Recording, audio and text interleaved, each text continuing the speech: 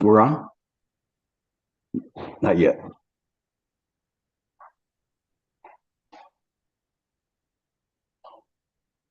Okay. Amitofu. Welcome to you all. We'll start with the recitation of the four great vows. I vow to deliver innumerable sentient beings. I vow to cut off endless vexations. I vow to master limitless approaches to Dharma. I vow to attain supreme Buddhahood. Welcome to you all. I'm continuing to try to put together all of our teachings in a way that enables you to practice properly and with the right perspective. It's something that I cannot express in words, but at least I can present to you the way to go to practice to try to come to some realizations, some important realizations. Many of you have realizations from the samsaric side in listening to me, and some of you have realizations not only from the samsaric side, but from the experiential side, where the mind has been quieted. It is really my sincere hope to bring more and more of you to these kinds of realizations. In order to do that, I cannot withhold anything from you. I try to present to you the most profound Dharma that I can. It is not easy to do that, and it's not easy to understand the profound Dharma. It has to be at some point realized. But as it begins to become realized, it's very interesting because mind, not your mind, but mind will begin to express itself or reveal. And the difficult part for us to understand is that we are not the practitioner. Mind is the practitioner. That's hard for us to try to separate out and say, well, then what am I doing? Well, your mind, not the body, but the very mind that's listening right now is the Buddha mind. We have a difficult time with that because it's difficult for us to, and here where the words fail, to separate out the false consciousness from mind itself. The sutras are constantly talking about a false consciousness and comparing it to mind itself. When we practice from the idea that we are practicing as a separate life and being, we can only get to a certain point, and then we hit kind of like a glass ceiling because we are stuck in the confusion or the belief that there's a life and being that is practicing. I've said this many, many times, but I have to keep repeating it because it is essentially what needs to be there, whether you're a beginner or you're an advanced practitioner. There has to be this realization that it is just mind.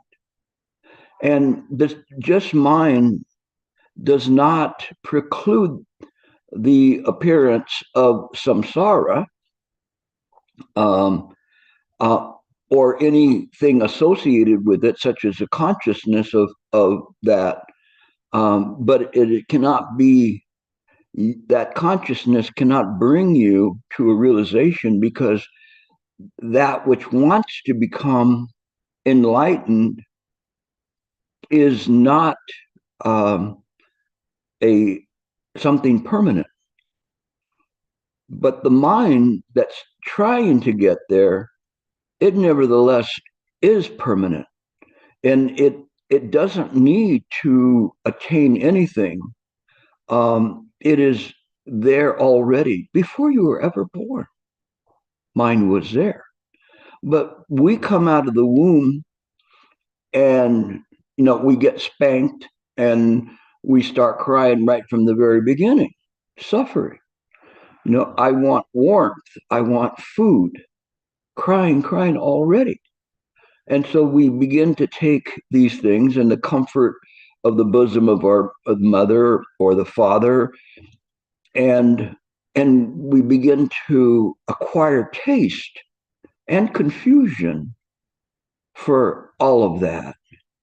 And this is a difficult part for us because we really don't understand truly how to practice, because we practice on the secondary level of trying to make this body and our attachment or identity to this body become enlightened.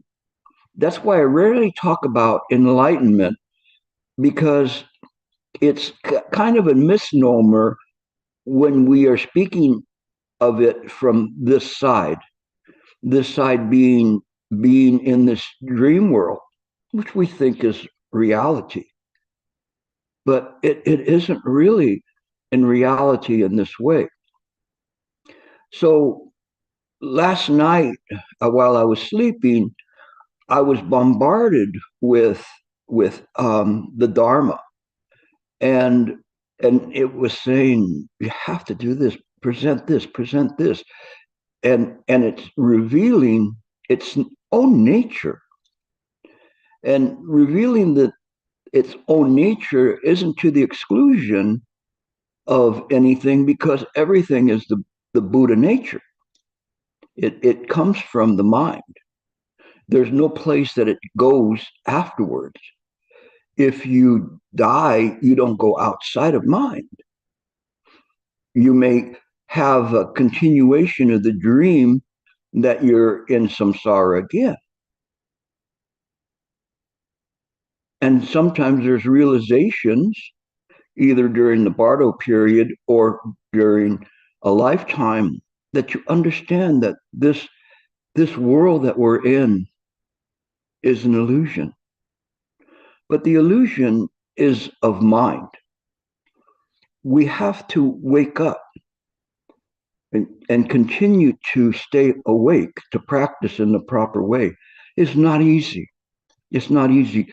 The only way you can do it is just continually remind the mind that it is mind. And then it can traverse through anything that it runs into without losing its identity, its true identity. Again, this is not easy because we think, well, I don't feel like a Buddha. I don't feel anything. Well, it is beyond sensations, beyond the worldly perceptions. And right from the gate, in terms of Mahayana, it was speaking of these things, speaking of how that one presents the Dharma in a way that people can begin to undermine the idea of a separate life and being. And that's what the Heart Sutra was talking about.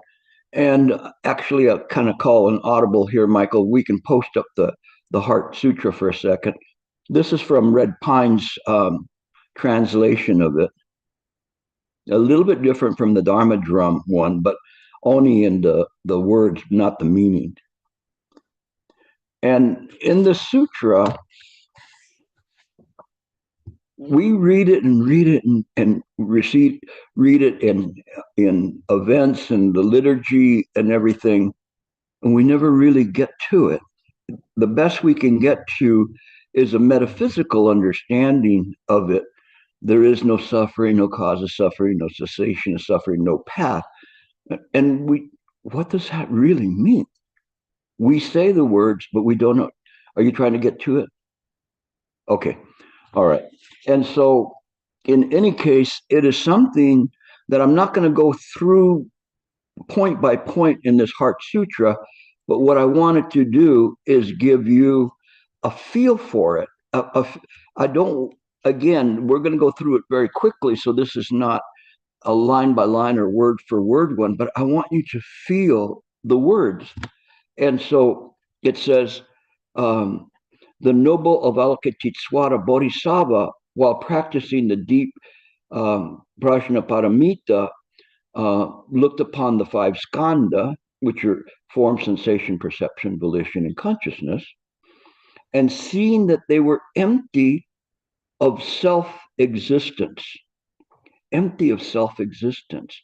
So these skandha that we think make up our self, skandha meaning heaps or aggregates, they're just coming together momentarily, but they do not present a separate life and being as mentioned in the Diamond Sutra. They're just coming together for a moment, but because of that, we get confused. And therein was the first lesson of the Buddha of the 12 nidanas, or causal links.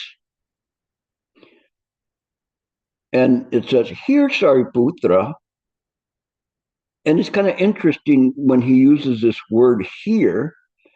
Now, at first I thought maybe it was a misprinting, but it's printed again, and I saw it in a different translation where they use here.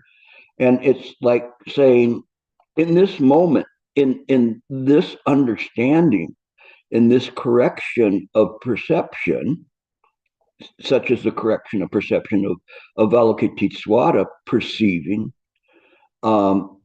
then it says, from form is emptiness, emptiness is form, emptiness is not separate from form, form is not separate from emptiness. Whatever is form is emptiness, whatever is emptiness is form. And so we see that and we go, oh, okay, that's fine, but what are we talking about? About emptiness. What is emptiness, and does that mean that there's an emptiness to the preclusion of form?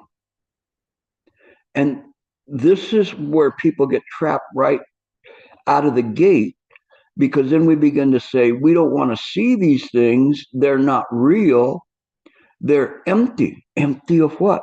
And we think of this as this emptiness of a lack of something, rather than seeing it as not a mental state, but of that it is just the way that mind works. But this idea, a lot of times we get trapped into that and thinking it's not this, it's this. And as a result of it, right from the very beginning, we're confused about it. In the emptiness, we could say it's more like a totality of everything. And since everything belongs to the ocean, you cannot say that there is a drop of the ocean that's separate from the ocean. And this is very important, because when we begin to look at this in a correct way, we see that everything belongs to mind, even though there's a perception from the samsaric side that everything is separate and everything is conditional and appearing in accordance with causes and conditions. Even those causes and conditions, they're all empty.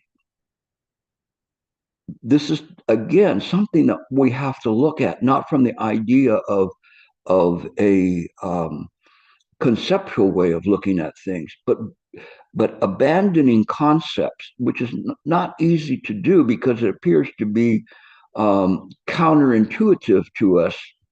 And it appears that this is against reality. I think, therefore I am. I breathe, therefore I live. When I stop breathing, I die. But let's continue on.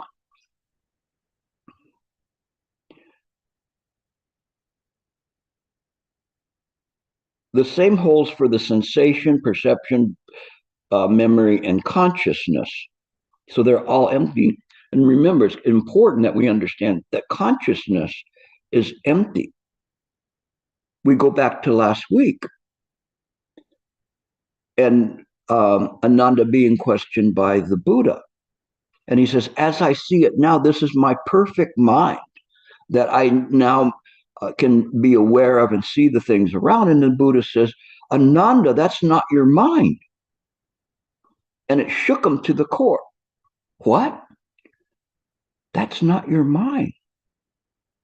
It is mind, just mind. We've got to turn that corner. We've got to feel from the heart to try to penetrate through this. It's telling you, but you still misunderstanding because the self is very clever. It's so clever, it even disguises that when some other people that may be talking about the Heart Sutra, they're still blind to this. I'm not saying everybody. I'm just saying sometimes people reading this misunderstand it. But you've got to hang in there and you have to say that just this mind is the Buddha mind. So we continue.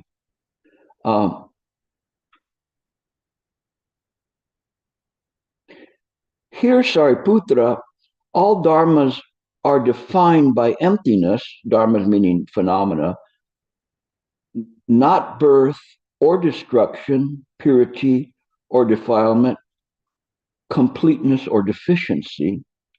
Therefore, Sariputra, in emptiness, there is no form, no sensation, perception, volition, and consciousness. I kind of got into the Dharma Drum translation of it. And no eye, ear, nose, tongue, body, or mind. No shape, sound, smell, taste, touch, or thought.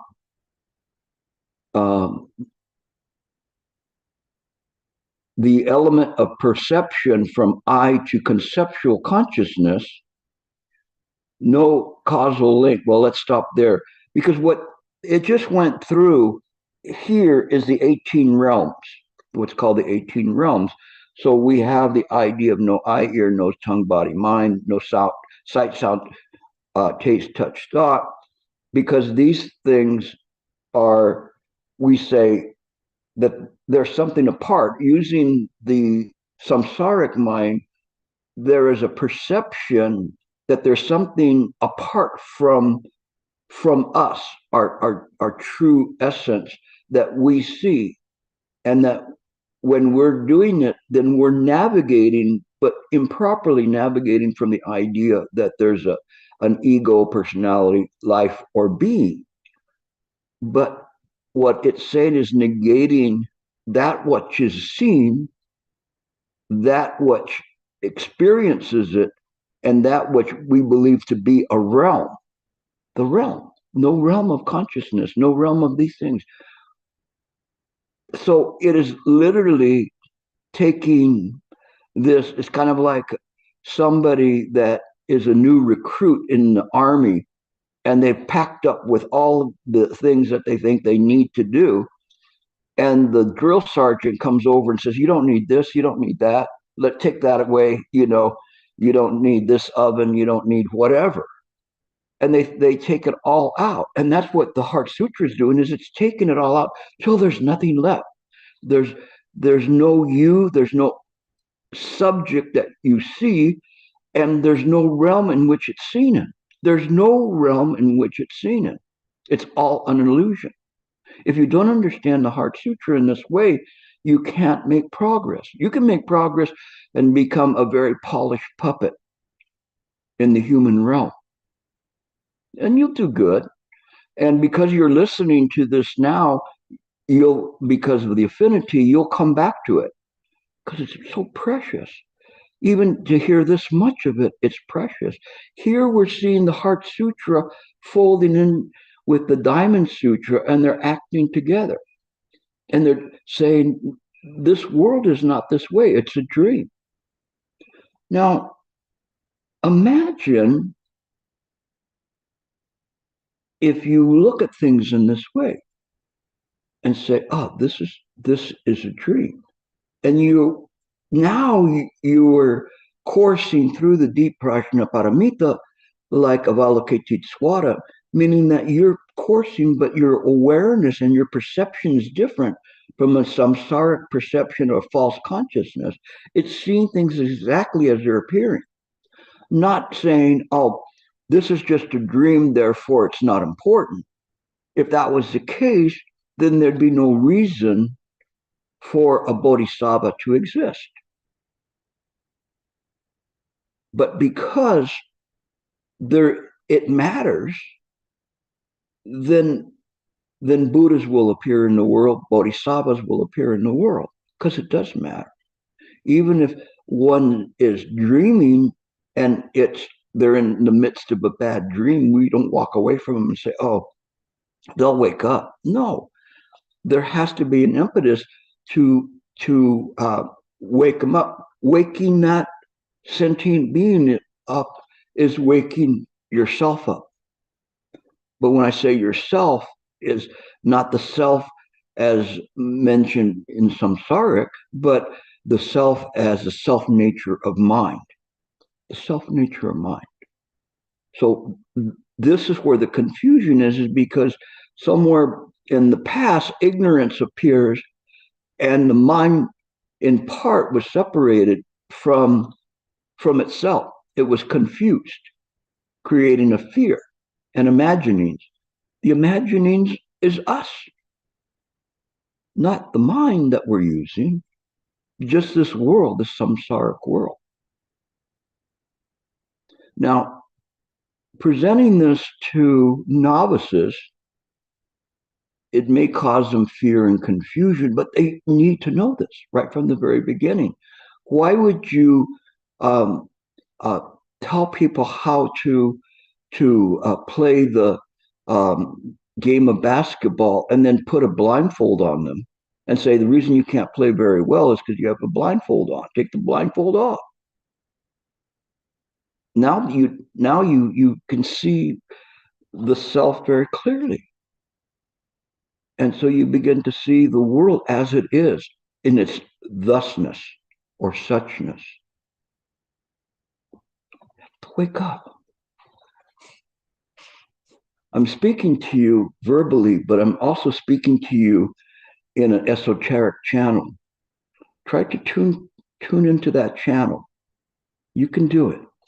I'm serious. Okay, no causal link from ignorance to old age and death, because that's going through from, there is no ignorance through to the birth to no aging and death. So those are the including the spectrum of the 12 nidanas, or the causal links. And so it says,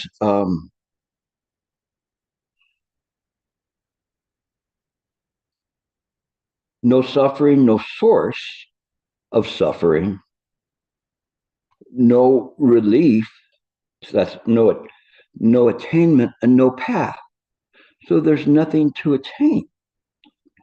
You go, wait a second, then why am I practicing? If you remember from the sutra of the dwelling place of Manjusri, when Manjusri told them, there's nothing to attain. And they're looking at each other and going, well, then why am I doing all of this? Why am I following these Vinaya rules of the monastics? And they all got up and walked out because they didn't understand that. They didn't understand what was happening, that I'm doing this to get an attainment. So their level was practicing from the samsaric side. But it isn't in that way. But that's what we do. We shouldn't practice this way, and we have to when we present the Dharma, present it in its full way. But we use expedient means to be able to do that. We know it's going to cause confusion in people and fear sometimes, but we nevertheless don't withhold this precious jewel from others. We find the ways, these expedient ways, to bring about a realization even in the novices. And the good thing about that is because when the novices are there, they're listening to this for the first time, and so they haven't been confused by any practice that would be a secondary practice. So they have a better chance. Sometimes I have people that have practiced for many, many years. They can't get it because they practice so long. The secondary practice has been ingrained in them so much that it's hard for them to break out of it. Sometimes when you see kids, little kids, when you talk to them, they actually can get this because they're not holding on to any confusions or discriminations or anything. They have nothing to lose to listen to this and to understand it. They can do that. So it's something that it's important for us to do this and not withhold it. Some of you are now on your ways to becoming Dharma teachers. And so you need to remember this. Don't limit what you say because people say, oh, no, you should never say this because the sutra says this or says that. Remember what the Sutra of the Inconceivable State of Buddhahood said, where Manjusri was speaking with the Buddha, and he was cautioned. This is going to cause confusion amongst the novices, and he said, no, this is the bitter medicine that we take, and it appears to be bitter from the samsaric side, but from the side of the absolute, it's such a sweet nectar. Sometimes they call it armta. And this armta is such a wonderful, indescribable taste or interest in the truth that's there. This is a truth that does not have a falseness to it. But in samsara, it would still be compared in that way. But we're speaking about mind as mind, not as sentient beings. Okay. Therefore, Shariputra, without attaining, bodhisattvas take refuge in prajnaparamita. And this is important here because this is tying in to the major part of this, which was the Asta Sutra or the Mahaprajnaparamita Sutra of 8,000 lines. And it blew all the way up to 100,000 lines. But what it's doing is saying, this is where you take refuge. You take refuge in the application, the demonstration of what that sutra stands for, which is this wisdom. And it's important that we understand that.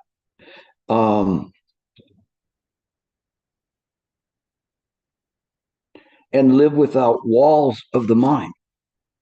Oh my goodness. I truly wish that you could experience that. And it's my sincere vow for you to experience a mind without walls, infinite. Imagine this.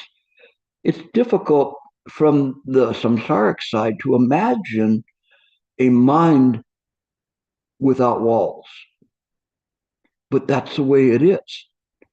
It is what the Suzuki said, give your mind a broad pasture to roam in.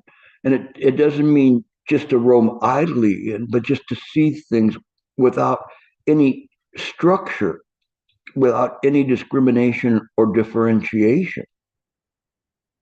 And then it works quite well in that way. Without walls of the mind, and thus without fears, they see through the delusions and finally nirvana, seeing through the delusions and even seeing through nirvana. Who is going to get nirvana? The mind is already mind. There's nothing extra. It's like putting an extra cherry on top of your ice cream sundae. You don't need that extra cherry.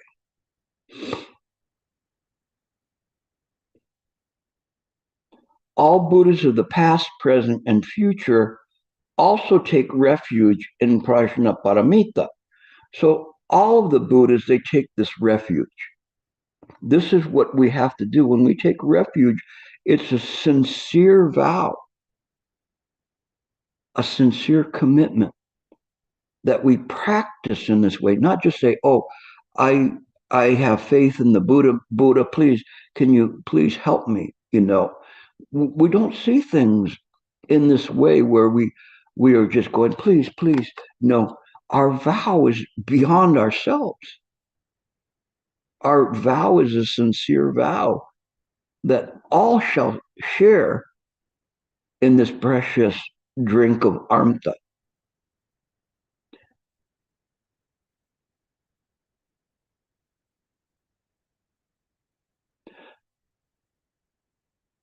And realize unexcelled perfect enlightenment. You should therefore know that the great mantra of Prajnaparamita, the mantra of great magic, the unexcelled mantra, the mantra equal to the unequal, which heals all sufferings, is true and not false. So here it is. It's true and not false. This is not saying that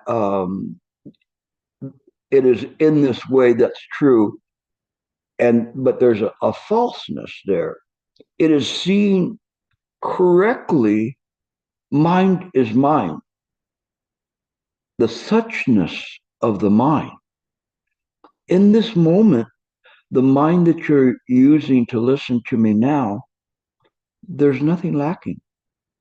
There's nothing that needs to be picked up or attained. It is just simply mind. When you meditate like this, your meditation will quickly bring you to a very profound state of samadhi. Just simply mind sitting in mind. Pretty good. We don't understand that. So we miss that and we sit there and say, mind, mind, and it starts changing to time, time, time. How much longer am I going to sit here with my painful legs? Suffering. So we turn it all back around the wrong way. But when we understand that pain and suffering are different, we understand that the pain belongs to the samsaric world. The suffering belongs to the samsaric world. It's not separate from mind, but the very fact that we take refuge in this deep wisdom that knows what's happening, why things are happening, where it's happening, then we know. Where is everything happening? In a dream. In this dream. Where is the locale of this dream? There's no locale. You could say, "Oh," Gilbert says, "Oh, I'm 20 miles east of Los Angeles." No. I looked in this direction, in this direction, in all 10 directions. There's not even directions. It's infinite. This I wish to share with you.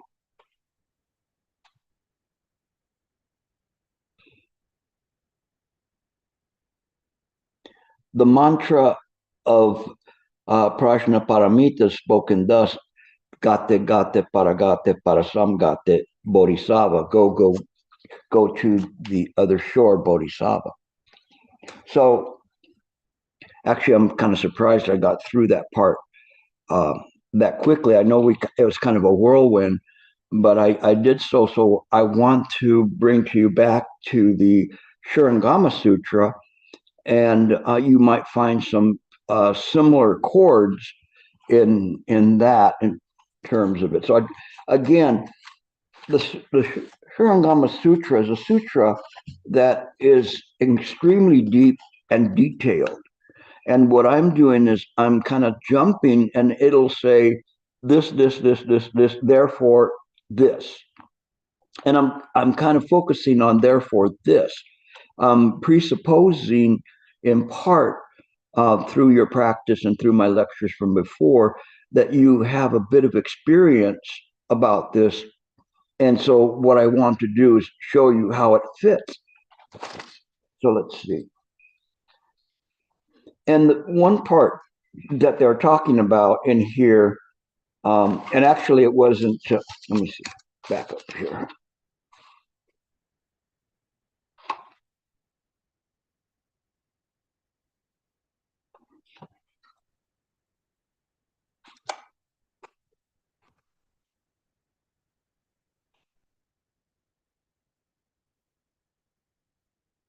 This is kind of interesting part, where in the Shurangama Sutra it says, at the sight of the bright spot of conception comes into being, different views produce hatred, similar views create love, the flow of love becomes a seed, and the conception is drawn into the womb. Intercourse happens with a mutual attraction of similar karma. And so there are causes and conditions that create um, this. And it's talking about Kalala and our Buddha and rest. And here, what this is it's describing the Bardo period and saying how things come into being, and then how things get twisted, because even before you're born, the the causal links are already working, and in that Bardo period, you can actually you're driven towards the state of conception, and you could be driven towards a state of conception in the God realm, the Asherlo realm, into the human realm, and it depends on what needs to be there, that you're brought into conception. So we're before we even take our first breath, we're kind of predestined to experience whatever that lifetime is already pre-programmed, not necessarily completely pre-programmed where there's nothing that you have a choice. You do have a choice, but it is the choice comes when you understand how this works. If you don't, you're just going to be like Master Ling Chi said, tossed and turned by the winds, in whatever way, without ever knowing what's happening. But you have a choice. Your choice now is to listen to the Dharma. That's good. You listen to how this works. So this is where this starts all to come, and then it this is from commentary Master Shen Hua to this part, and it says, if you understand the 12 causal links, causal conditions, and are not turned around by them, not affected by them, then he says, when ignorance is extinguished, activity is extinguished. So it's going and essentially reverse engineering the causal links all the way from birth or ignorance to aging and death. Just what the Heart Sutra said. This is how it's working. Is that when we understand that there's no birth or ignorance through to no aging and death, we have a chance. We understand. We're not just subject to the karmic forces. What Shifu used to say, that we should not let the environment define us. We should define the environment. And that's what's being said here. This is the choice that you have. It's not just completely predestined. Oh, you're going to lose this or you're going to do that. And you have a chance to make changes. And the wonderful thing here is that you don't just have a chance to make changes in your world, in your environment, but your environment then, because of the understanding, spreads to the infinite. If you give the blessings to one person, those blessings can also go to everyone else. It's infinite because we understand mind. There's no place that mind is not. So all of these causal links that are there, when we understand it, they're extinguished. We are no longer subject to those causes and conditions. And it also works with the Yogacara school in terms of the eight um, parts of our consciousness, the five being senses consciousness, and then one that puts it all together. And if the mind sees clearly that those are non-existent, uh, then when I say non-existent here, it doesn't negate them completely, but it understands that they are simply appearances of mind. They have no separate existence. Then the seventh consciousness has no ability to latch on to anything, having no ability to cogitate or to think about things and direct things, such as from the eighth consciousness, we talk about bija seeds flowing down, some opinions, discriminations, or differentiations. I like you, I love you, I hate you, I want you dead, whatever it is, uh, like that. The only thing I do now is probably about a donut, you know. I love donut, but I still want to consume you. But one day I'll get there. I just an aside. I know my time is getting close because I was always saying that I would have a big realization if I was able to eat durian and shadofu, stinky tofu, and actually I did do that. I ate the durian voluntarily. I didn't eat the stinky tofu voluntarily. It happened to be on a pizza. Yes, they put stinky tofu on pizzas in Taiwan, and I went, "What's that funky taste?" And then they said, "Oh, that's tofu." And I'm going, "Oh no!" But it didn't kill me. But unfortunately, I'm still here, so I have to revise my promises. But we'll continue on. Okay, so that's kind of important that we begin to see how things work.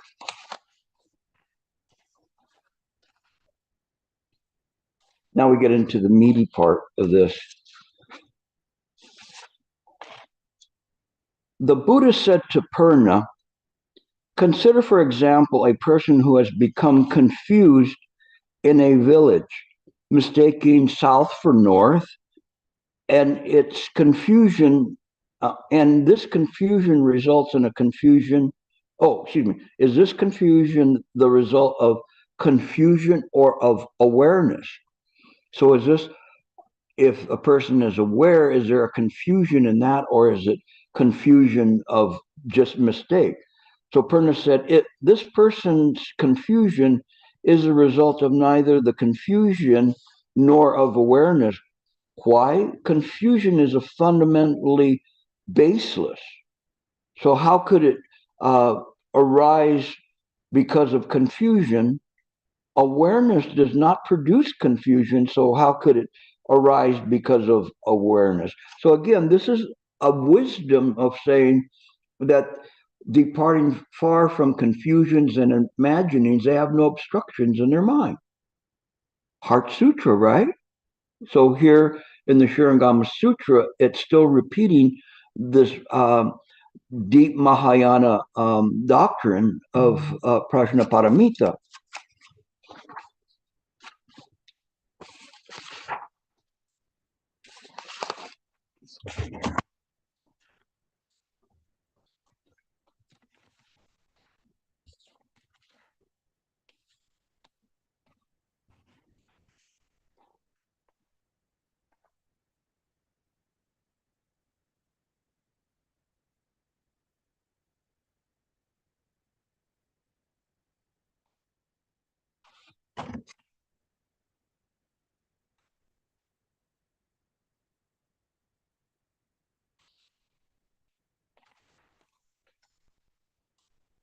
I'm kind of editing out some things because I want to get as deep as I can in this.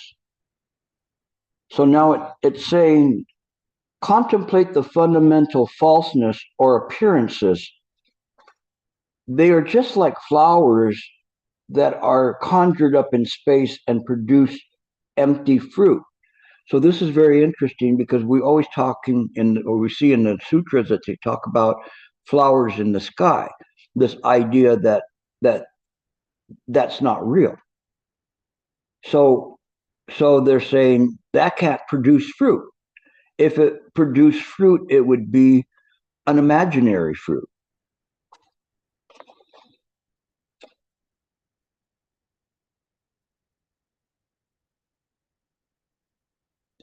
Why? Excuse me. Why then investigate the meaning of their formation and disappearance? And this is essentially what we're doing: is we're investigating the meaning and the of their formation and disappearance. Where do they come and where do they go? This is like Matsu and Baisong again. Where did the ducks go when they were looking at the lake? Where did the ducks go? We want to see first, where did the ducks come from and where did they go? But here we're looking at appearances, all appearances. What are appearances? It can be anything. They can be any part of the skanda of ours, as well as anybody that we come into contact with. When we see the things very clearly, we can know the thoughts of other people, their intentions of other people, the history of other people, because we're not separate from them. Of course, this is not something that is easy to do, but as one begins to practice, one can see things beyond what is seen simply by the eye consciousness, which is empty. But mind knows. How could not mind know that? Because all of those appearances all are part of mind. Where they came from, they're part of mind. Where they go to, part of mind. Contemplate the fundamental truth of the nature. Again, we have to stop there for a moment. Contemplate the fundamental truth of nature. If you're going to explain the fundamental truth to somebody, what would you say if somebody says, what's the fundamental truth of nature? Anybody? Nobody wants to stretch out. What happened to departing far from confusions and imaginings?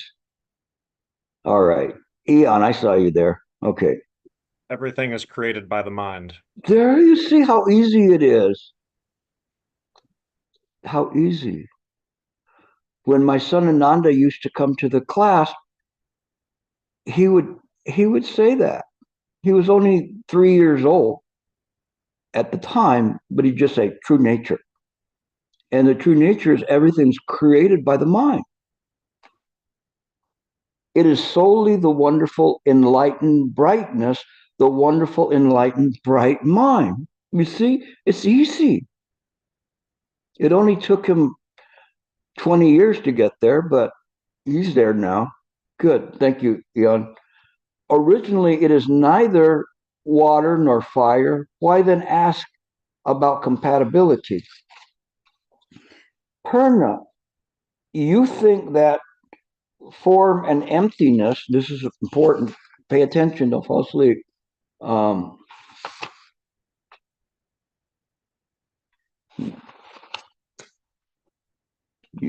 Form and emptiness over, hold on.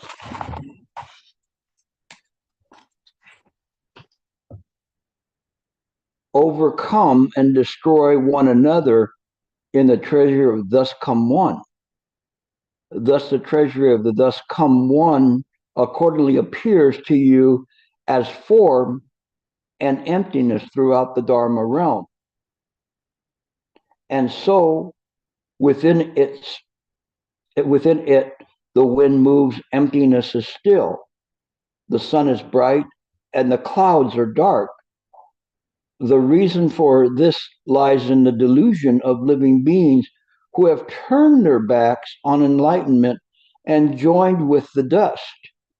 Thus, the worrisome defilements come into being and the mundane appearances exist. So they're saying, you're still attaching to this idea of duality, of this appearances and emptiness, and you're thinking, I've got to get rid of the appearances if I want emptiness. And so you sit and meditate like that, foolishly sitting and meditating, trying to quiet your mind. You don't even have a mind.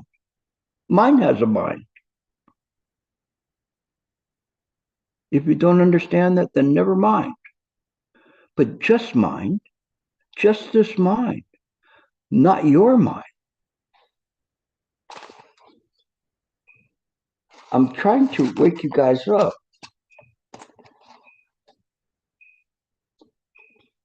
This is good stuff. This Shurangama is really, really profound, with the wonderful brightness that is not extinguished and not produced. I unite with the treasury of the thus come one.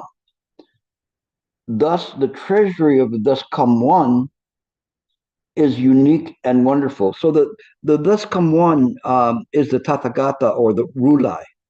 Okay, so it's a self-absorption of the Tathagata. The Tathagata is the true Pac-Man or Pac-Woman that gobbles up everything, because it all belongs to that treasury. That this is, let's say, a true realm, but it's not really a realm because everything is within it.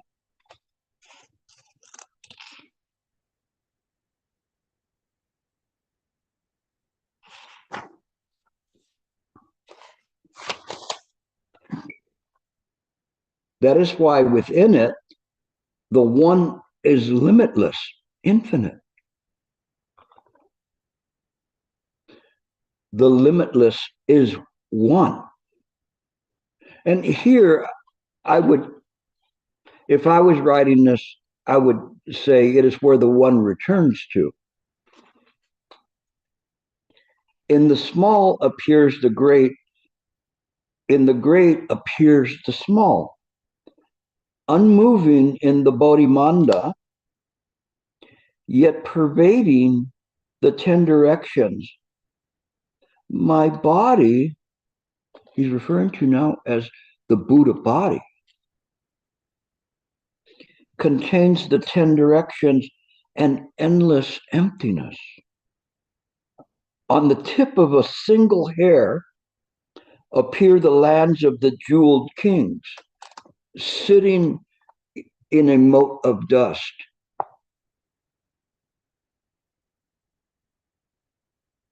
On the tip of a single hair. I turn the great Dharma wheel, destroy the defilements, and unite with enlightenment. So true suchness, this true suchness that doesn't have a falseness to it, the wonderful, enlightened, bright nature comes into being. It doesn't really come into being, it's just realized and seen as it is, as it's always been.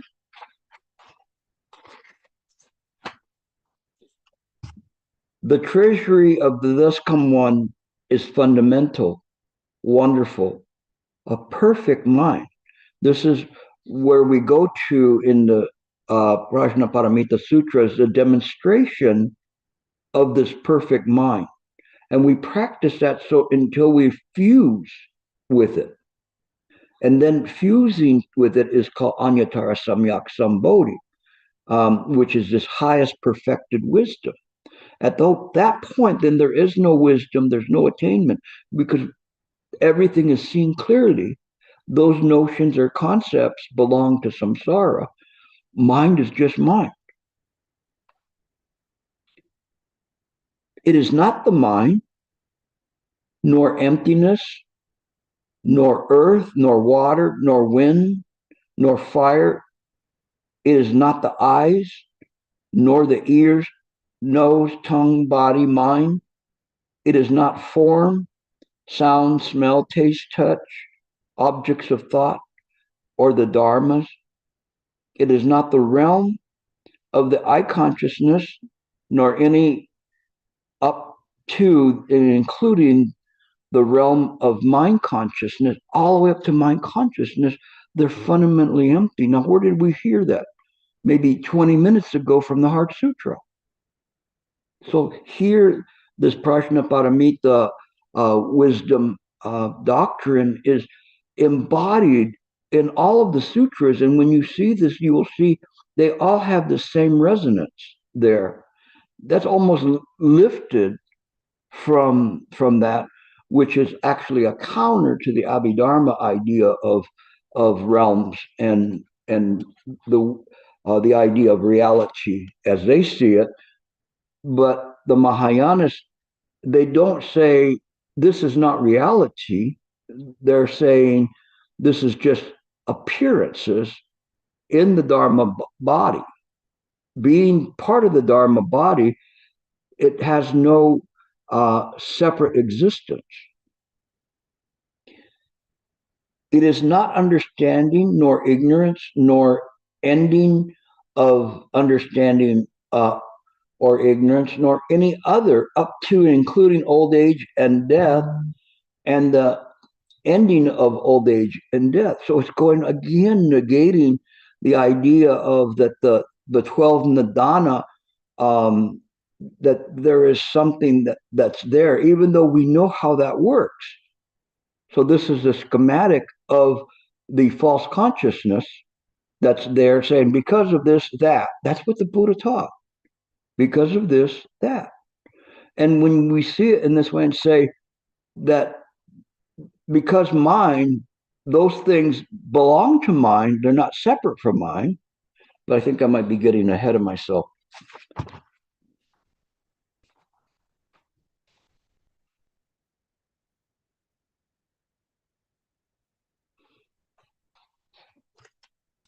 And interesting because Master Shenhua put a point in here of referring to the six patriarchs, saying basically there's nothing at all. Where can the dust alight? And again, this is the training from the patriarch Chan, showing indeed where do things the locale of them. There is no locale. It is not suffering, nor accumulation, nor extinction, nor the way. It is neither knowing nor attaining.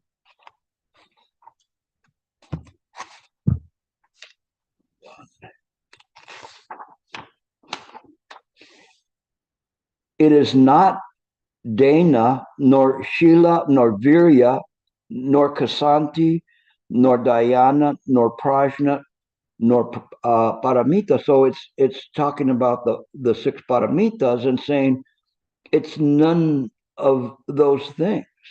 When we practice in the true way and demonstrating mind, it takes those qualities there, but those qualities are not separate from mind itself.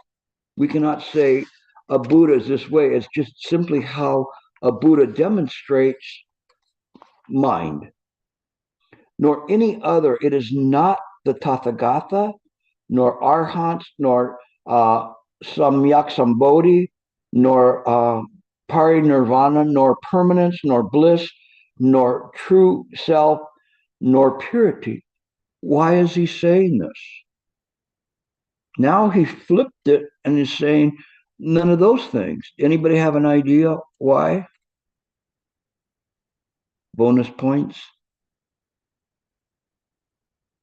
You traded in for a certificate for a donut. Nobody knows why he's saying that. Is my microphone working? Why does he say that? None of those things. Come on. All right, Sam. And Tori, you can come up next. Go ahead. It's none of those things because if it was those things, they would be outside of mind, or they would have their own self-existence from mind. It's mind, not those things. Okay. Tori? When we put definition on anything, then we set up the limit, then it only can be that. but mind should be but mind is limitless, so there's no limitations. So not to be by anything. Thank you very much. It is this idea that those things are conceptual in samsara. Mind knows mind. It doesn't need a mechanical puppet to tell it what it is or what it isn't. Doesn't mean that we don't practice. It's not like throwing the baby out with the bathwater and say, well, morality doesn't matter, patience doesn't matter, generosity doesn't matter. It is demonstrated as a quality of mind. But that's something that even the true realization of that is beyond any samsaric notion. If it wasn't, it would be easy. You could come here and one trip, it was like a COVID shot. It would well, maybe not COVID shot, but anyway, you get something and you're free from it for the rest of your life. No, it doesn't work either, does it?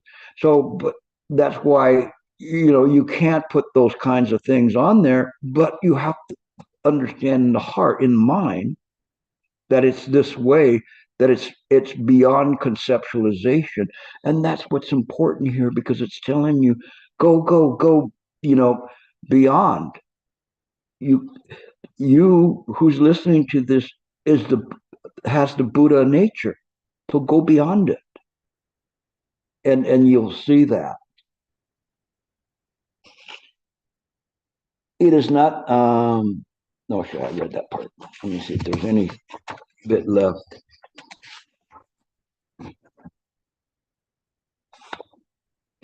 Therefore, it is neither mundane nor transcendental, since the treasury of the thus come one is the fundamental brightness of the wonderful mind.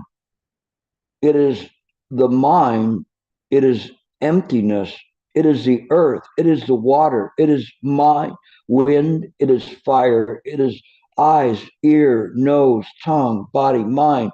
It is form, sounds, smells, taste, touch, thought, and the dharmas. It is the realm of the I consciousness, and so forth, up to and including to the realm of mind consciousness. It is understanding the ignorance and the ending of the understanding and ignorance, and so forth, up to and including old age and death. It is suffering, it is accumulation, it is extinction, it is the way, it is knowing and attaining, it is dana, it is shila, virya, kasanti, dhyana, prajna, and it's paramita, and so forth, up to and including the tathagata, the arhats, samyak sambodhi, parinirvana, permanence, bliss, true self, and purity. It is both mundane and transcendental, since the treasury of thus come one is the wonderful brightness of the fundamental mind. And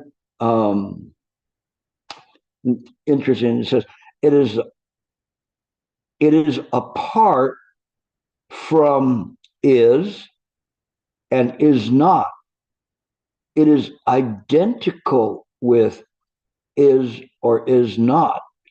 And so it's interesting, because that produces the tetralemma, the four-sided things, that it is or is not, both of them are not, or both of them is.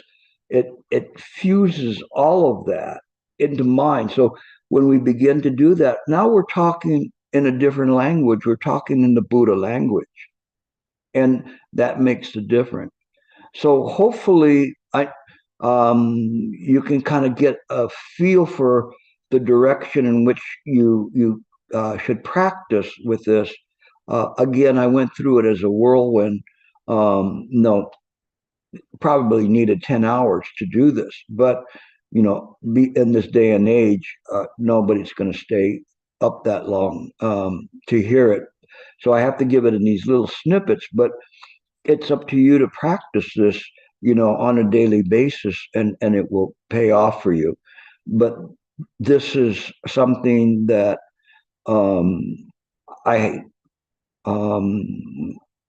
have a great interest in sharing with all of you. So practice well so that you can lead others along the way. Amitofo.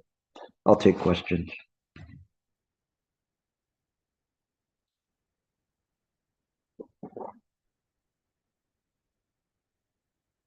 No questions.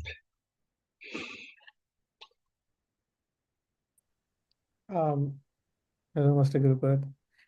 Oh, I have a turn up question. your volume or your microphone, get closer. Am I audible now? A little bit better. Is it better now? Yeah, go Okay. ahead. As you were giving the talk, I was reminded of something that you had mentioned many lectures ago, which was it's only when everyone is delivered, it's only when everyone is delivered that we are all delivered, or something like, unless everyone is delivered, no one is delivered or liberated.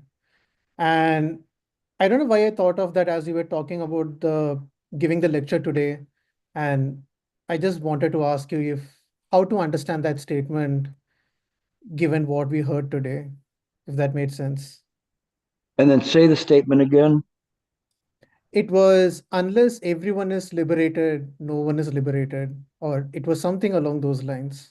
Oh, yes.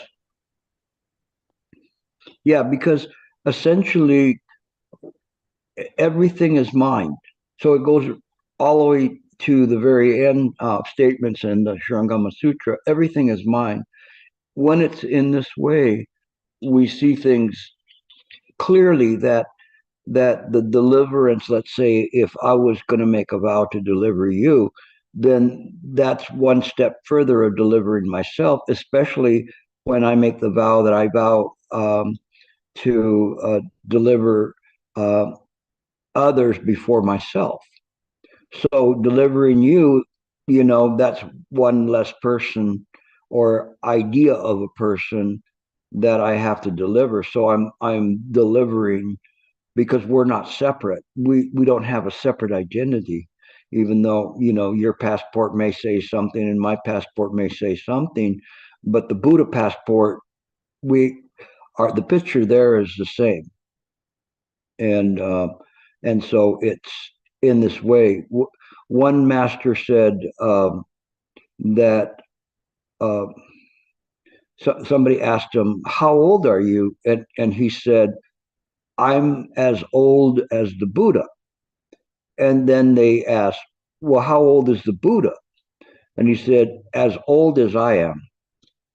And this is how we see things, is that perceive things in a correct way, saying that in fact, although we're engaged in delivering sentient beings, we understand that those sentient beings are illusory, but they're part of mind, and so it matters. And so the one that is helping mind as well. And so we see this, and this is important, Arvind, for you to contemplate, because in this way it will break down any kind of ideas of any differentiation or egos or desires or things like that. It really changes the whole idea of what you're doing when you're practicing. So it's a good question. Okay. You have to unmute yourself. I have a Samsung.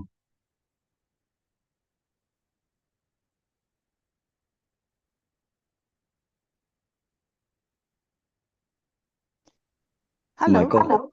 Oh, yes. Okay, after Michael.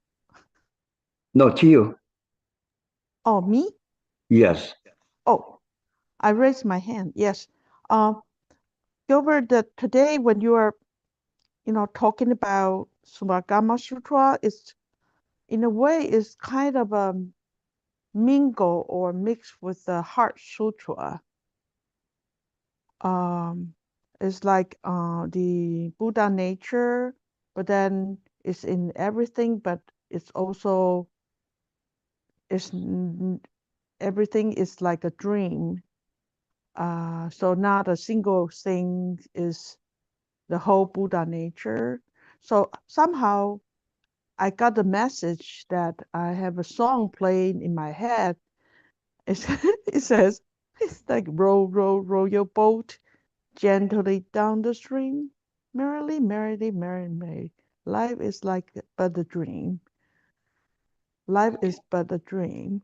So I don't know if this is the question that I want to know if I feel it right. I read it right. Is that I feel like even though the world is a dream, but we still row the boat to keep us afloat.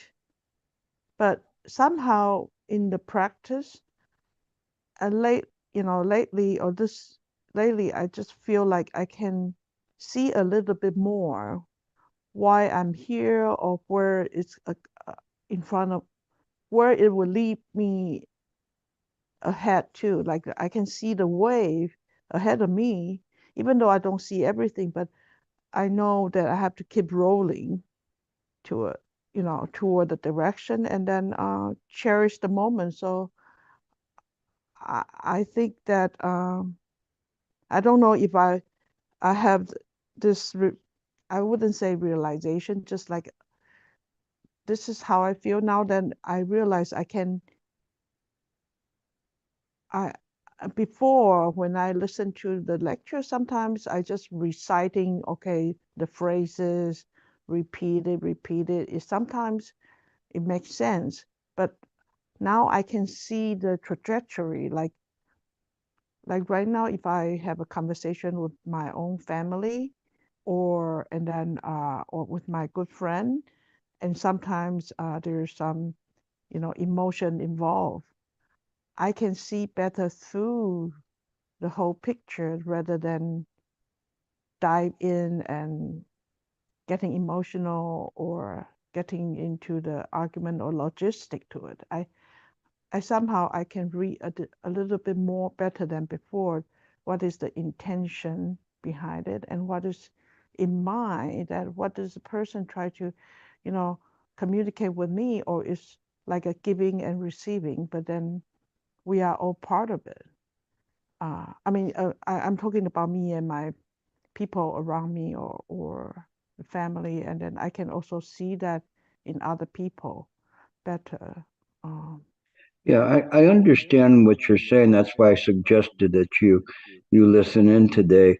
And there were three levels of communication today. One from the Sravaka level of sound hearer, the other of the metaphysical level of Mahayana, and the other was an esoteric level, which is not expressed in words but in heart. And so what's happening is you're kind of breaking through from the metaphysical one into the esoteric. And it's because if you sincerely listen with your heart, you can make a connection. And some of it can be expressed in words, but you have a feeling for it. And that's what's really important, is that I'm sure a few of you got that, where you're kind of listening in on this other channel and kind of flipping back and forth, and sometimes you'd be there, but there was an intention, a sincere intention for you to do that. Don't think one way or another about it. Just experience it and understand. Just keep practicing, because where you're at is now you are in a point where you're beginning to see things separate and apart from your karmic affiliations with other people. Doesn't mean that you're separate from them. It just means that you see clear why appearances are appearing in mind, and how you can guide those appearances in the future. So it's good. This is what we do, and that's what the Shurangama Sutra was saying. It is not, but it is, and it is or is not. You know, and seeing that in that way, so that one doesn't cling to any conceptual idea of it. So you got that. That's really important, because now when you begin to read the sutra and you see, oh, here's a common ground here, here's a common ground there. And that's why I use so many different examples of sutras, so that you can see the common ground there, and how it works in terms of this deep Mahayana training of this emptiness, but also this going beyond that into Buddha nature.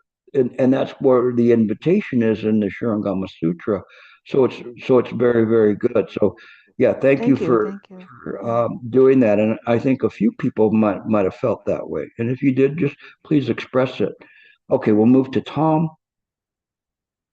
Oh, sorry. I actually think I forgot I raised my hand. I think you just answered my question. My question is maybe less of a question and maybe more of a request for advice, but I think like you just gave the advice of just keep practicing. I often feel maybe on the order of once or twice a week that I have grasped in some sense this dream state that you're talking about, but it's always rather fleeting. So I'll have a morning sit in my office somewhere between 30 minutes and an hour. And like I said, maybe once a week, I feel there's some comprehension of what you've been discussing in exactly this lecture in a very sort of direct, excuse me, experiential sort of way. I'm often stunned into silence by it. But I'm a university lecturer, and then at some point my alarm goes off for my class, and I have to go get my lecture notes, and then I'll walk across campus, and in the 10 minutes or so that I walk across, it won't stay put. Somehow I get drowned in these matters of my work and such. And that's kind of what brought me here, is that I sort of felt like I'd reached the limit of what I could do by myself. So I've been sort of looking for someone who's really got a very strong grasp on what proper practice looks like.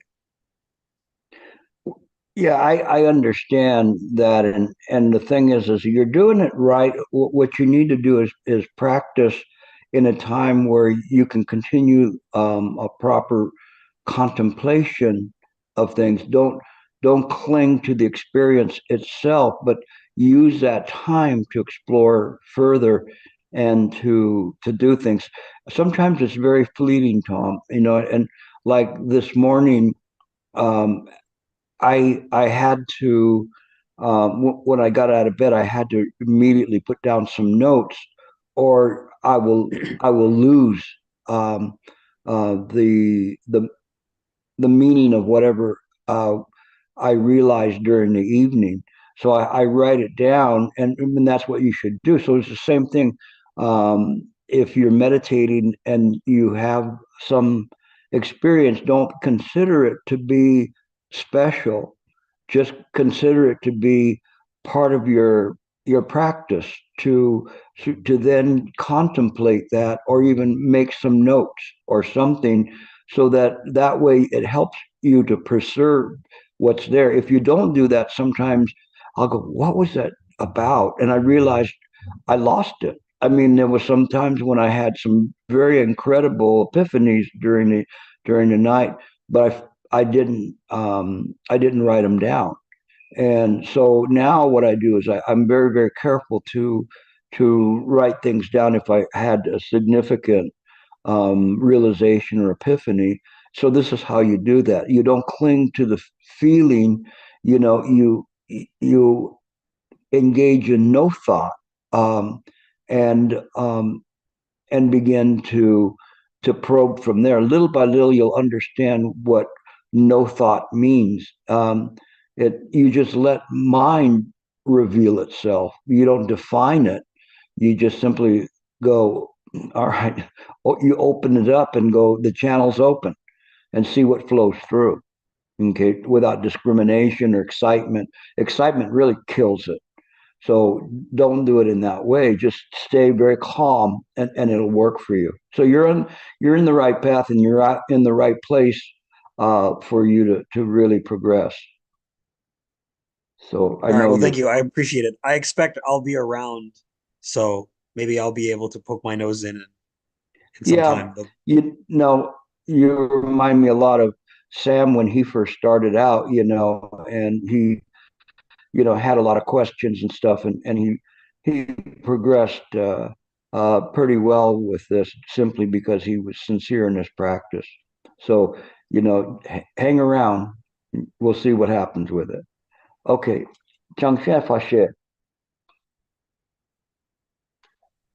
Hi, Gilbert. I just post a verse from Kintikapatra Sutra.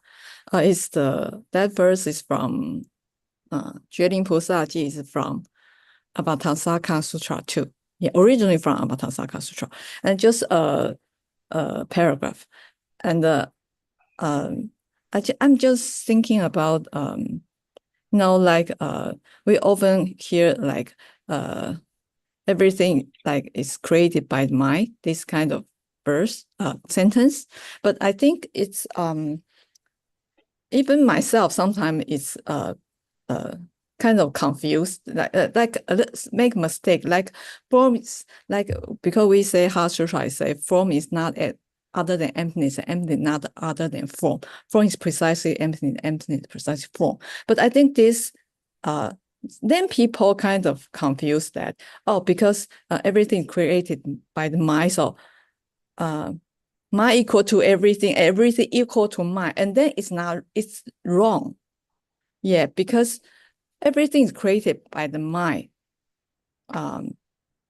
Is true, but we cannot say then everything is mind.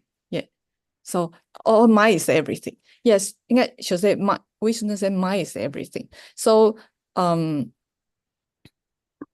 otherwise we'll easily become like oneness, this kind of like new age things. Yeah. So I think this verse is just kind of echo with you ask us like in Suragama Sutra say like yeah, like everything we sense right now is created by mind, but we cannot say everything we sense right now is mind. Yeah, so I think this verse, could you elaborate more and so make us more clear about this nuance, yes, difference? absolutely. Thank you. Yeah. Because now you're beginning to get to it and going, what does this mean? Everything's created by the mind. Everything appears in mind. That apparent reality has no separate foundation to it. It is just part of the mechanism of mind itself through pratika samappada, causes and conditions never fail, that these appearances, which are fleeting, appear in mind.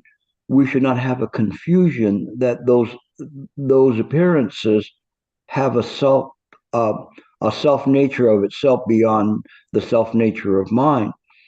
As we begin to see this is where we turn the mind's eye inward, and this turning the mind's eye inward is seeing things as they are, which is what was the Shurangama Sutra was saying. Is we see the reality of it, and it goes to the two truths of the Nagarjuna, this apparent reality and the absolute. But the apparent reality is like within the absolute. It's an infinitesimally small appearance and fleeting appearance in mind. But when we begin to examine and practice, we always practice from the idea of the absolute truth. I am going to get somewhere. I'm going to attain something. I'm going to get that. You don't need to do that, because this very mind is what you are searching for, and you already have it. And this idea of turning the mind's eye inward, then what we do is then we demonstrate that understanding, just like the other person that was talking about. All of a sudden, it comes into view how to use this. And so we begin to use this And it's not, that's why I was saying we shouldn't say the one. It is where the one returns to. So that's important, because it's not enough just to say it's the one, because conceptually we're still stuck in samsara. We've just created a new false consciousness in that way, but it isn't really in that way. But again, we get stuck, and so we have to go beyond that, and that's what you have to do. I can't take you any further than that, to say you have to contemplate going and letting mind absorb you, and so that you let mind absorb you until there's no changxie faxie there, although it still functions in samsara. It is awakened. It's awakened to all appearances and why the appearances are there. You know, you see Shufu, when he looked at people, you could feel, if he looked at you, he could see you like so clearly. You could feel like that he understood you in some way that other people didn't see you. And it is in this that we are seeing the world. And so this part cannot be expressed in words, this going beyond where the one returns to.